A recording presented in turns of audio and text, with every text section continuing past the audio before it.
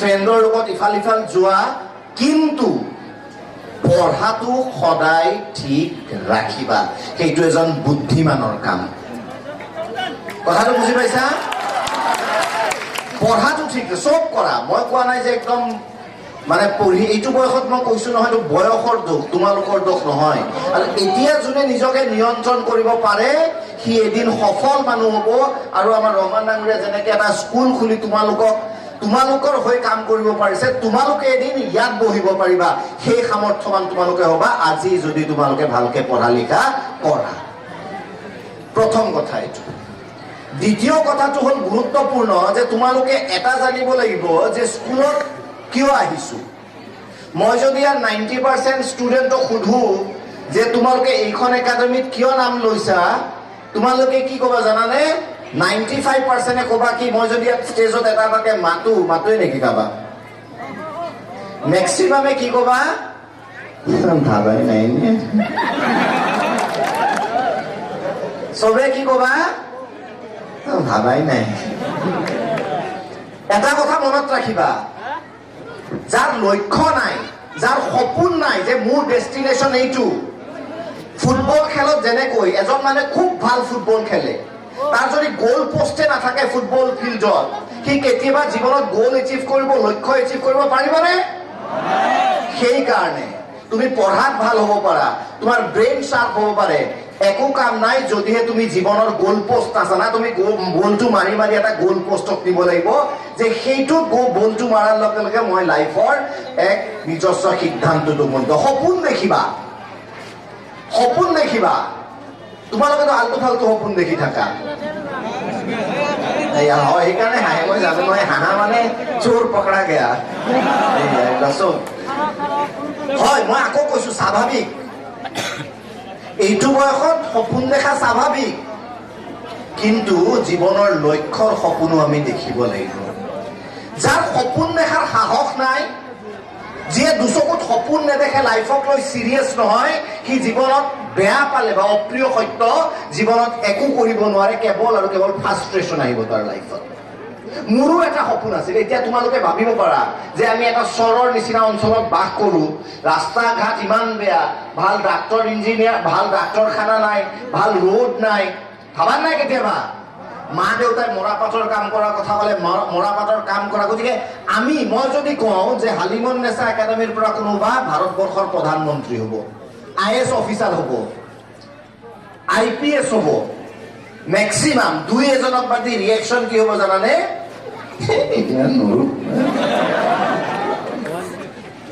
চোৱা, এজন ল'ৰা আছিল একদম গাঁৱৰ ভিতৰত। তোমালোকে যেনেকে নদীৰ পাৰত থাকা, তেওঁ সাগৰৰ পাৰত আছিল। দেউতাকে নাও চলাইছিল।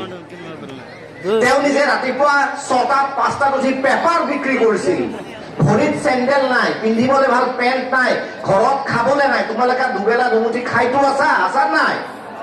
সেই খাবলৈ নোপোৱা, পিন্ধিবলৈ নোপোৱা ল'ৰাজন যদি ভাৰতবৰ্ষৰ ৰাষ্ট্ৰপতি APJ আব্দুল কালাম ছাৰ হ'ব পাৰে, তোমালোকে ভাৰতবৰ্ষৰ ৰাষ্ট্ৰপতি কিয় হ'ব নোৱাৰা? সপোন কিয় দেখিব নোৱাৰা? এইটো ডাঙৰ কথা, নিজক সুধিবা। সপোন দেখাৰ বাবে, লক্ষ্য পাবৰ কাৰণে ভাল ৰাস্তা নালাগে, মিছা কথা। বহুতে ভাবে আমাৰতো সুবিধাই নাই। যিকেইটাই যেনেকে ভাবা তাক যিমান সুবিধা দিলেও সি গল্লাই হৈ থাকিবা। পঢ়াৰ কাৰণে সুবিধা নালাগে, মাক দেউতাক ধনী হ'ব নালাগে। পঢ়াৰ কাৰণে এটা কি লাগে? মন লাগে আৰু সপোন লাগে যে মোৰ লক্ষ্য এইটো। যদি টকাই দি মানুহ পঢ়া শুনা কৰিব পাৰিলেহেঁতেন, আম্বানীৰ নামটো শুনিছা? তাৰ পুতেকে ইমান ডাঙৰ বৈজ্ঞানিক হৈ হ'লহেঁতেন। তেওঁতো টকাৰ অভাৱ নাই, হ'ব পাৰিছে জানো? তাৰমানে ইয়াৰ পৰা কি বুজিলেও, টকাৰ জৰিয়তে শিক্ষা আমি কিনিব নোৱাৰো।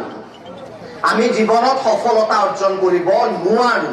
মই সেই কৈছো যে এজন ৰাতিপুৱা পেপাৰ বিলোৱা ল'ৰা, যাৰ দেউতাকে নাও চলায়, সি যদি ভাৰতবৰ্ষত তেখেত যদি ভাৰতবৰ্ষৰ ৰাষ্ট্ৰপতি হ'ব পাৰে, হালিমুন্নেছা একাডেমীত বহি থকা তোমালোকে কিয় হ'ব নোৱাৰা? নোৱাৰাৰ কাৰণ এটাই, সপোন নেদেখা। যিটো কয় দম, বুকুত দম নাই, যে মই IPS অফিচাৰ হৈ দেখুৱাম। সেই জিতটো তোমালোকৰ মনত নাই। তোমালোকৰ মনত কি আছে? এনেই টাইম পাছ কৰি থাকিলে দুটা চেলফি,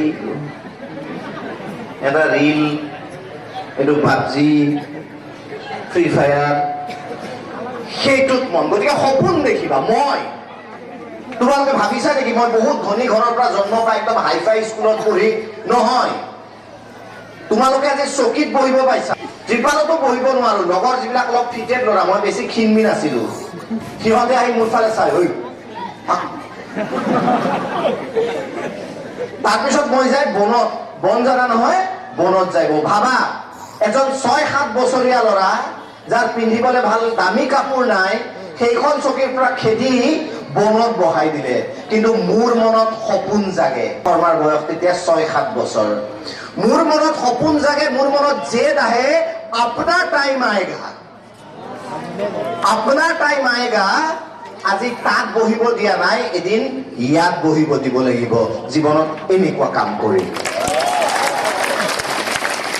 আৰু সেই ল'ৰাজনে, তোমালোকে বিশ্বাস কৰা, সেই ল'ৰাজনে আজিৰ তাৰিখত অসমৰ প্ৰায় 2-3 বছৰত প্ৰায় 50তকৈ বেছি কলেজ আৰু ইউনিভাৰ্চিটিত মই চিফ গেষ্ট হিচাপে গৈছো। এই 7 বছৰীয়া ল'ৰাটো। Everything is possible. কিন্তু তোমালোকৰ প্ৰব্লেমটো হ'ল, তোমালোকক যদি এনেকে গালি পাৰি পঠাই দিয়ে, হয় ৰাতি শিল দলিয়াবা ঘৰত, নহলে মাক দেউতাক যাই কৈ দিবা, মাকে একদম খেদিবা, মোৰ চলি কেনেকা কৈছা ৰ। কথাটো বুজি পাইছা মই কি কৈছো? It's very serious. যদি সপোন দেখা নাই, আজি ঘৰত যাই লাইফত ফিক্স কৰা যে মই এইটো সপোন দেখিছো, মই আগবাঢ়ি যাম।